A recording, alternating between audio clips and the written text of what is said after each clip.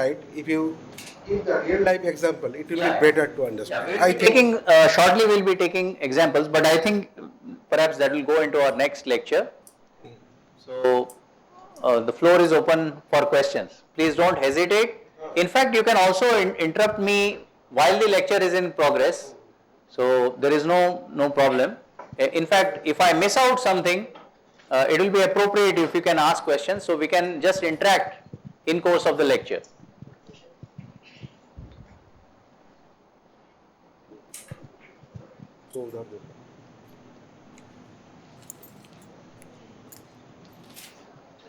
We will be taking several examples tomorrow. इसके बाद हो सकता है क्लियर हो हाँ वही मैं बोल रहा हूँ ना ऐसे this system is new you are attending third time ना the real life fact we are observing and if you compare with the mechanical system then we can understand the things. Good evening, They sir. are going to ask questions.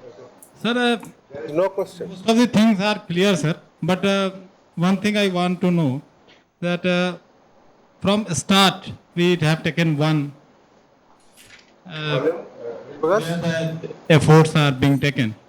So how we identify first that one? Number one, How do we identify? that point, sir. Okay. Okay. See, there are, we know that power can be handled using a combination of two variables, efforts and flows. Okay. So we have two ways in which modeling can be done. One is what we call as the flow mapping approach, and we have used flow mapping approach in our mechanical examples, because what we did, we started with one junctions, and one junctions, all bonds connected to the one junctions were having the same, all bonds connected to the one junction were having the same flow, and so this method is actually the flow mapping. The same electrical system, it's audible, sir, no problem. Yeah, the same electrical system can also be represented using using effort mapping, and it's going to be exactly equivalent. So it depends upon the approach which you want. If you are dealing with electrical systems, sometimes it's convenient to go for effort mapping. If you go for mechanical systems, it's convenient to go for flow mapping. So it depends on the application.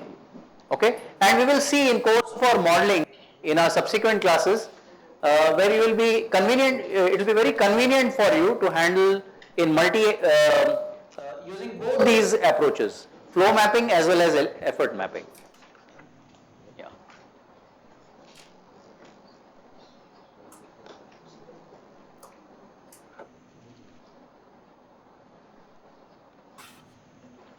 Yeah, please don't hesitate to ask any questions. They may appear to be silly, but my experience is that it's the silly questions which actually provide the most, which make us to think actually.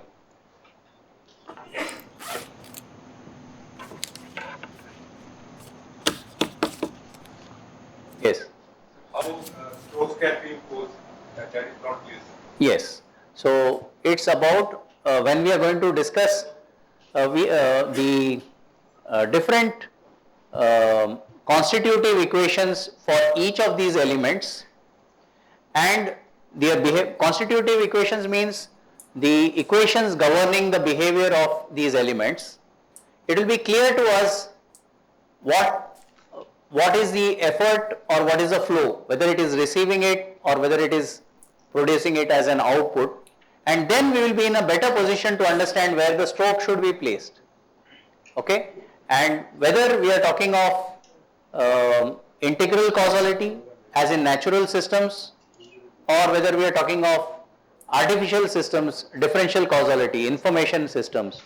So that will be clear to us when we discuss about constitutive equations and about causality. This topic I have kept for tomorrow, but today is just an introduction to the technique, and In tomorrow's lecture, we will have the discussion on causality for different, the elements, the constitutive equations, the constitutive relations for each, and then we will have several examples, and then based on this causality, we can derive equations from the pictorial representation in a very systematic manner. So how that is done? And you will be surprised, it's very, very easy. And I think it's a fun process. And it's not only that, you can also use it for simulation. You can do coding immediately based on that. Or you can program it. And that's how most of this software have been developed.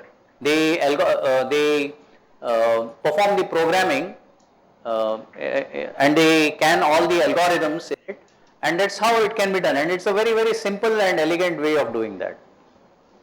So we'll have a discussion on causality in our next class. We can say that but in which direction we are applying the efforts, in that same direction that power is going. No, it's not like that. There are two distinct issues in power, power transaction. One is, the first issue is about power, about effort and flow. Okay? Power may go from subsystem A to subsystem B. Power may go. But the information of effort and information of flow, who is determining which, is totally different. Okay? It is independent of power. It is independent of power. Like, for example, you may have, let us say, you may take a mass, okay, and you may drop it.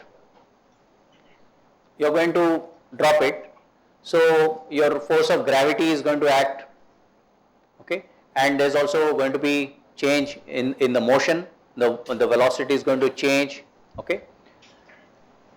Here you have who is determining the effort and who is determining the flow. That is a different issue.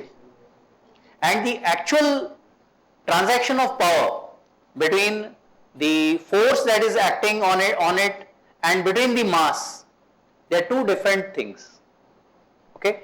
So gravity is actually imposing a force on the mass. Okay? So the source, gravity acts like a source. It is a source of effort. It acts on the mass. So it is imposing a direction for the power. Not only that, it is also imposing an effort. Suppose if you throw the mass upwards, it's not that things are going to reverse. Even then, the force that is acting on the mass is still going to be determined by the gravity itself. Okay? It's going to remain constant near the surface of the earth. So even if you toss it a little above, the force acting on the mass is going to be the same. But you see, the motion is going to change. The motion is going to be determined by the mass, depending upon its mass content. Okay? So this we will discuss in our lecture on the constitutive equations of each of these elements, of the I element, for the C element, for the R element, and the variables of power and the cause and effect, the effect of cause and effect and the direction of power. They are two independent, separate issues. Okay? I think it's a very important question. I think tomorrow's lectures will be more relevant in that. Okay, Professor, thank you very much for your introductory lectures.